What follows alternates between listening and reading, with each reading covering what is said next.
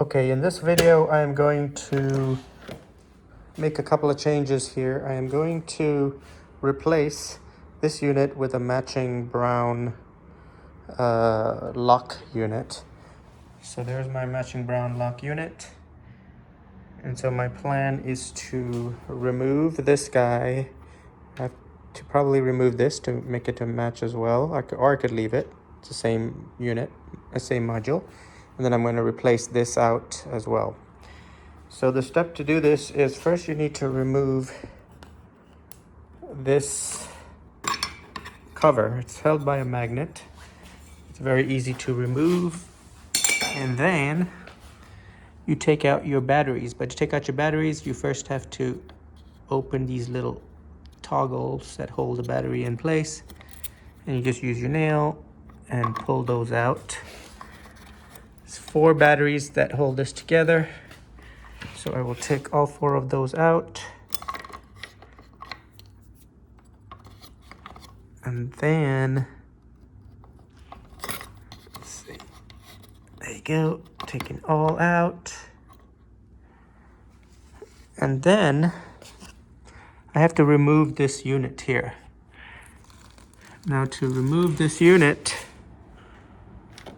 there is actually a couple of screws that hold this unit in place.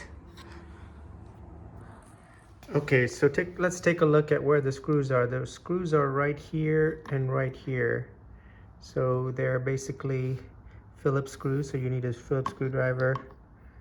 And then you'll just go in here and you will remove these screws. And that will detach the unit from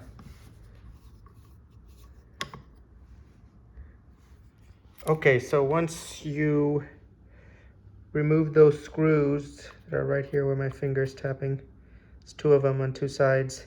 Once you remove them, then you can detach the unit. So the unit was held by this bracket here that comes with the Wyze unit. So the trick here is that there is this piece here that attaches to the lock. And you don't want to lose that piece. That can drop off. So the trick here is that that piece is custom or designed around the lock or the type of lock that you're using. So in this case, we're using, this lock right here is using this kind of a squarish or rectangle-ish connection.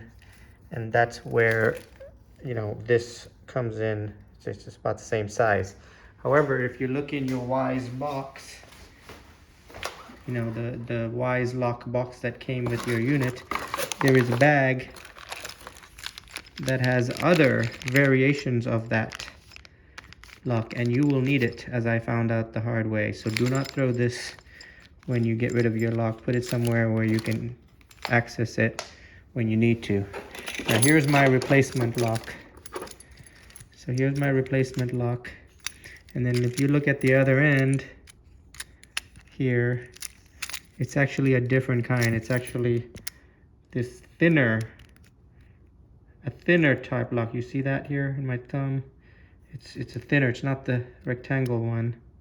It's a thinner type connection. So if I look here at my modules, it'll probably be, I have to check it out, but it'll probably be a different one. So let's go ahead and take it out and show you what it might be. So if I put all my stuff here on the table, which one is it? Is it this one?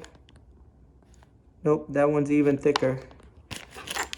Is it this one? Yeah, that looks right. So it might be this one here. Whoops, I dropped it.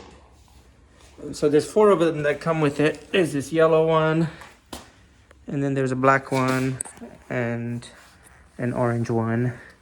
And you want to find the right one and put it, otherwise it's not going to work. It's not going to turn the lock. And yeah, then when you just swap it out, put that piece there, and then it'll turn the lock.